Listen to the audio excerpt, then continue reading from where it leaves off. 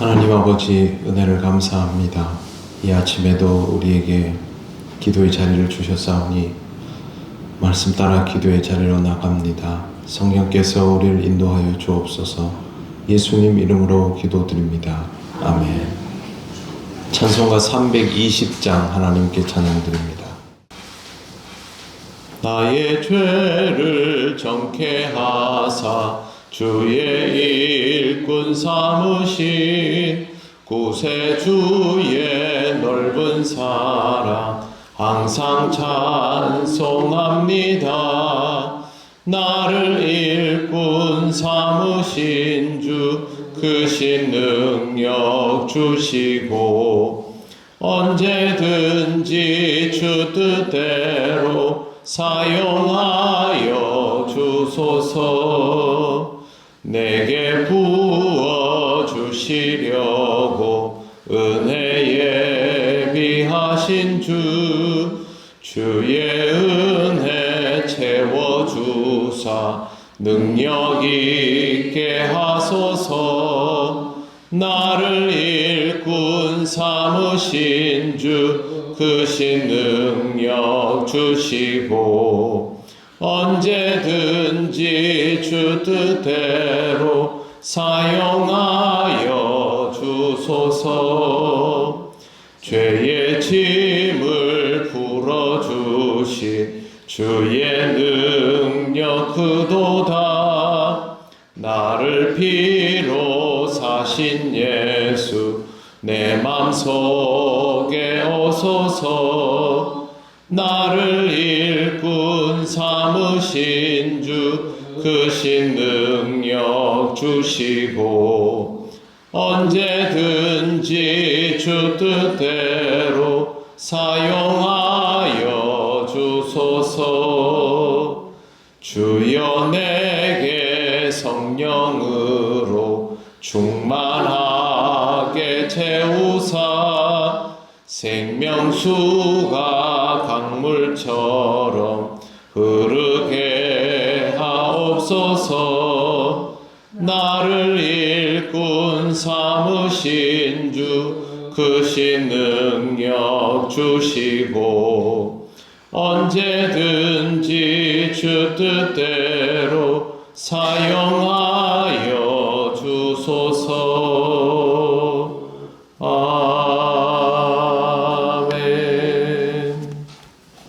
하나님 말씀 사도행전 13장 7절부터 12절까지입니다. 교독하겠습니다. 그가 총독 서기오 바울과 함께 있으니 서기오 바울은 지혜 있는 사람이라 바나바와 사울을 불러 하나님의 말씀을 듣고자 하더라.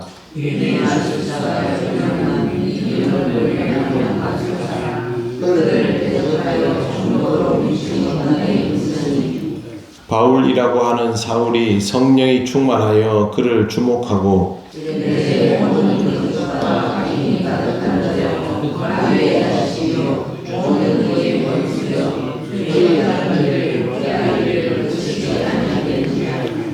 보라 이제 주의 손이 내 위에 있으니 내가 맹인이 되어 얼마 동안 해를 보지 못하리라 하니 즉시 안개와 어둠이 그를 덮어 인도할 사람을 두루 구하는지라. 이에 총독이 그렇게 된 것을 보고 믿으며 주의 가르치심을 놀랍게 여기니라. 아멘. 네, 오늘 말씀에는 총독 서기오 바울이라는 사람이 나옵니다. 서기오는 우리식 표기이고 원음대로 읽으면 세르기오스 파울루스입니다.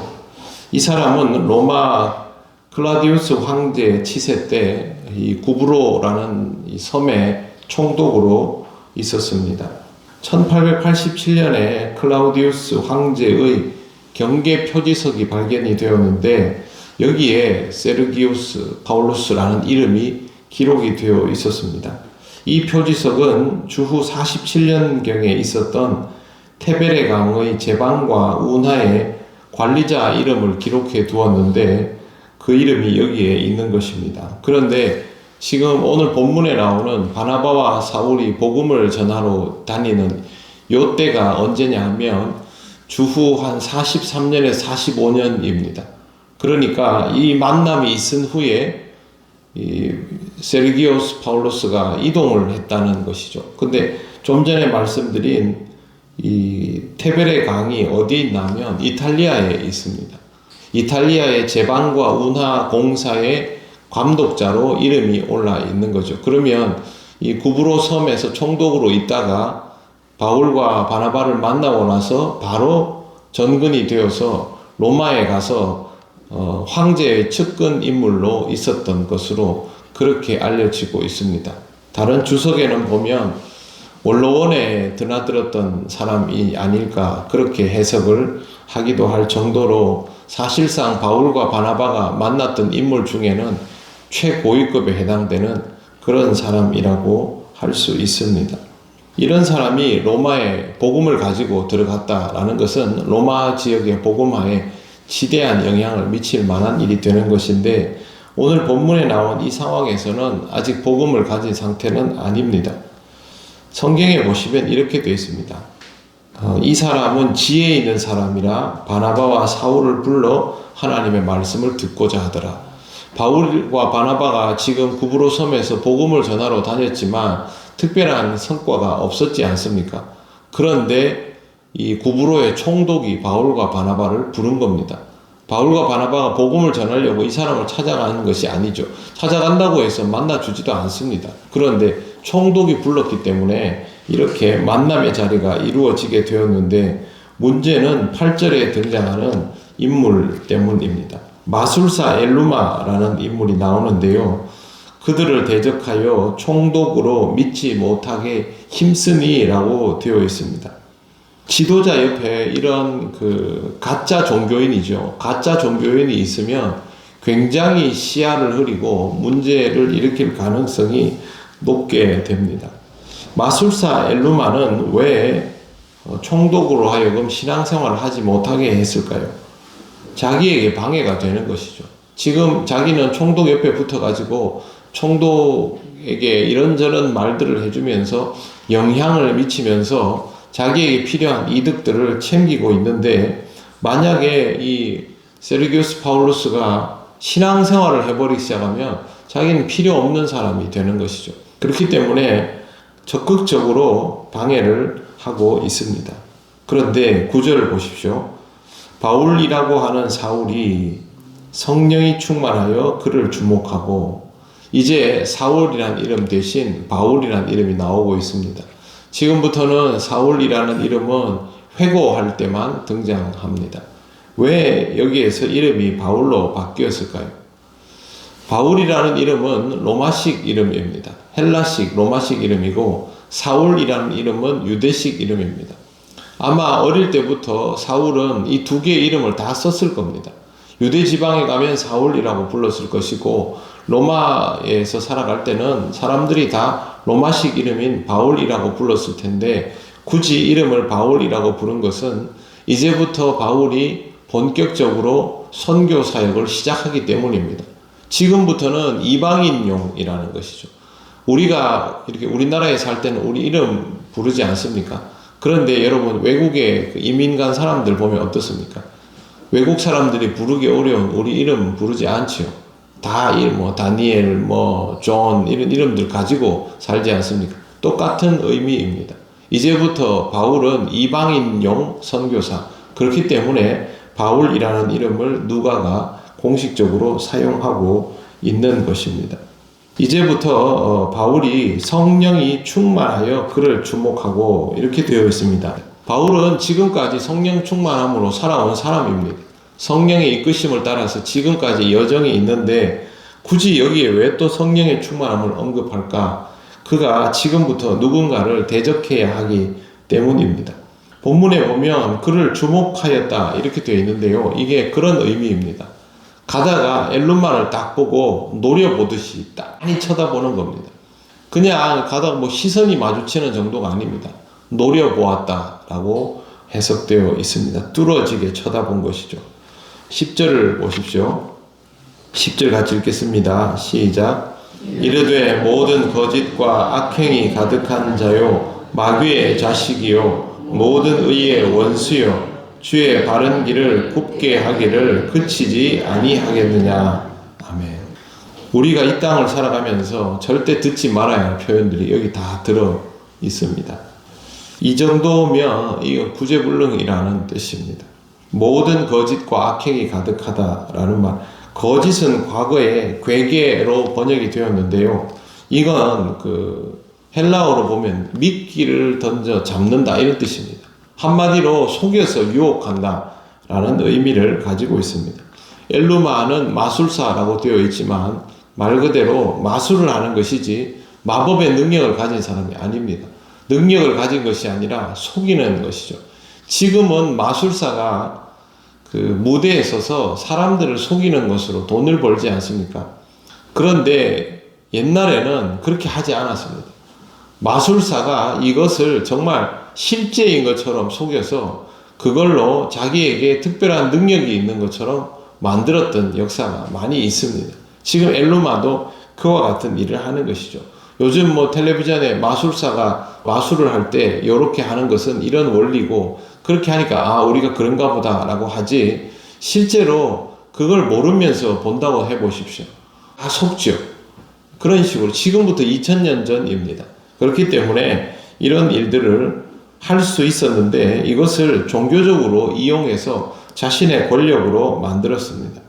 악행이 가득하다라는 말은 악을 행하는 데 있어서 아주 능숙하다라는 뜻입니다. 속임수를 밥 먹듯 하고 그런 식의 삶에 능숙하다는 이 두 가지만으로도 나쁜 사람인데 바울은 마귀의 자식이라는 표현도 더하고 있습니다. 이건 지금까지 설명한 것보다 더 나쁘다는 뜻이죠. 바울이 마귀의 자식이라는 표현을 사용한 이유는 그가 하나님의 역사를 악의적으로 회방하고 있기 때문입니다. 모든 의의 원수여 주의 바른 길을 굽게 하기를 그치지 아니하겠느냐. 엘루마가 이렇게 살려는 것은 먹고 살기 위해서이죠. 자신에게 권력을 옆에다 붙여놓고 자기도 그 권력을 행하기 위한 것이지 무슨 종교적인 의미가 있는 것은 아닙니다. 먹고 살기 위한 시도가 자신이 가지고 있는 모든 것들을 하나님과 대치되게 만들 수 있다는 것을 우리는 여기서 보게 됩니다. 하나님은 이것을 그냥 보시지 않습니다. 11절 보시면 보라 이제 주의 손이 내 위에 있으니 내가 맹인이 되어 얼마 동안 해를 보지 못하리라 하니 즉시 안개와 어둠이 그를 덮어 인도할 사람을 구하는지라. 저는 이 본문을 보면서 바울이 다메섹 도상에서 시력을 잃는 장면을 딱 떠올렸습니다. 하나님께서 엘루마에게도 그리스도인으로 살아갈 기회를 주시지 않는가라는 생각을 잠시 했습니다. 사울도 정말 악질적이었지 않습니까? 사울을 같이 하나님이 특별한 도구로 사용하는 것까지는 아닐지라도 그에게 갱생의 기회를 주셨을 것이라고 봅니다. 중요한 것은 이 사건을 보며 총독이 완전히 회심하게 된 것입니다. 12절 보십시오. 이에 총독이 그렇게 된 것을 보고 믿으며 주의 가르치심을 놀랍게 여기니라. 아멘. 이렇게 해서 복음이 전해지게 되었습니다. 복음의 역사는 누구도 막을 수 없습니다. 하나님께서 하시는 일들은 어떤 방식, 어떤 경로를 통해서 역설적인 일을 통하여서도 이루어지게 되어 있습니다. 주님께서 우리에게 그와 같은 방식으로 지금도 복음을 주십니다. 주의 복음을 붙들고 살아가면서 여러분들도 주의 복음을 전하며 복음을 통해서 하나님의 놀라운 능력을 체험하시기를 바랍니다. 기도드리겠습니다. 하나님 은혜를 감사합니다. 오늘도 주의 은혜로 살아갑니다. 주의 복음의 위력을 깨닫게 하시고 이 복음 전하는 기쁨으로 살게 하옵소서. 오늘의 모든 것을 주님께 맡기오며 예수님 이름으로 기도드립니다. 아멘. 하늘에 계신 우리 아버지, 아버지의 이름을 거룩하게 하시며 아버지의 나라가 오게 하시며 아버지의 뜻이 하늘에서와 같이 땅에서도 이루어지게 하소서. 오늘 우리에게 일용할 양식을 주시고 우리가 우리에게 잘못한 사람을 용서하여 준 것 같이 우리 죄를 용서하여 주시고 우리를 시험에 빠지지 않게 하시고 악에서 구하소서. 나라와 권능과 영광이 영원히 아버지의 것입니다. 아멘.